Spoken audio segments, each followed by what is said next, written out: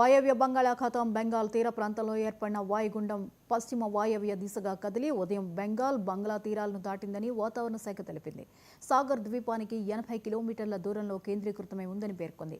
రాబోయే 24 గంటల్లో ఉత్తర ఒడిశా, జార్ఖండ్ మీదుగా వాయవ్య పశ్చిమ దిశగా కదిలే అవకాశం ఉందని తెలిపింది.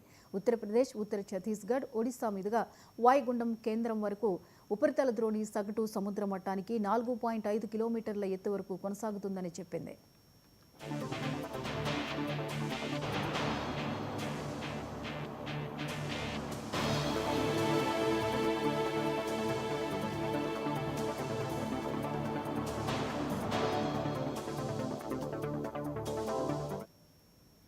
ఇదిలా ఉండగా రాగల 2 రోజులు తెలంగాణలో తేలికపాటి నుంచి భారీ వర్షాలు కురిసే అవకాశాలున్నాయని హైదరాబాద్ వాతావరణ కేంద్రం తెలిపింది.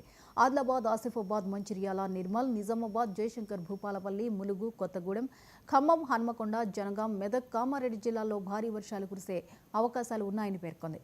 అక్కడక్కడ ఉరుములు, మెరుపులు, బలమైన ఈదురుగాలులతో కూడిన వానలు పడే అవకాశాలున్నాయని వివరించింది.